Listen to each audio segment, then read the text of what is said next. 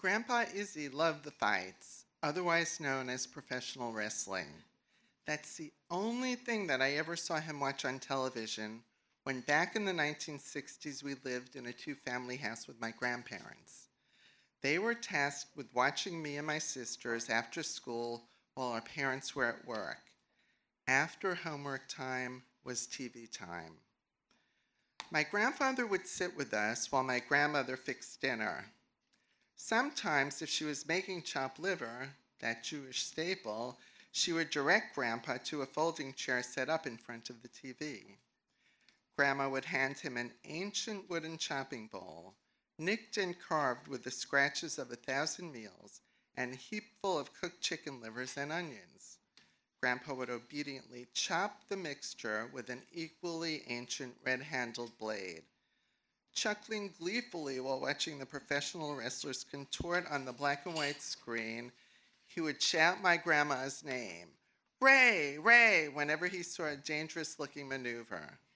With each thundering slap on the wrestling mats, my grandpa would chop harder and faster. As the fight escalated, so did the chopping. Grandma Ray couldn't care less. She was oblivious. To us kids, it looked disgusting. The chicken livers, greenish, slimy, the smelly onions, and the wrestlers, with their bloody noses and buckets of spit, black bulging briefs, gross mouth guards, and ominous-sounding names. We watched my grandfather watching and were slightly terrified and totally entertained.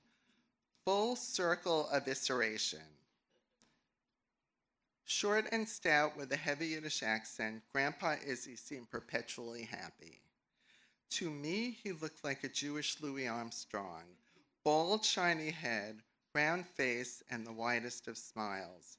He radiated joy, so I was naturally confused as to why he would watch a seemingly violent activity on television and laugh hysterically. His only other entertainment that I knew of was reading the Jewish Daily Forward, gambling a little on the ponies, and weekly Saturday synagogue visits, always followed by shots of slivovitz with the other old men. Watching professional wrestling was the highlight of his week. As the eldest child, I recognized some turbulent days in our family and the world, conflict at home, and constant talk on the 6 o'clock news of the Cold War. Duck and cover, life was a little scary. But each day when Izzy would pick us up from school in his Dodge Dart, stopping to honk at every intersection in our Brooklyn neighborhood to warn the other drivers that he was carrying precious cargo, we felt safe and loved, even if it took forever to get home.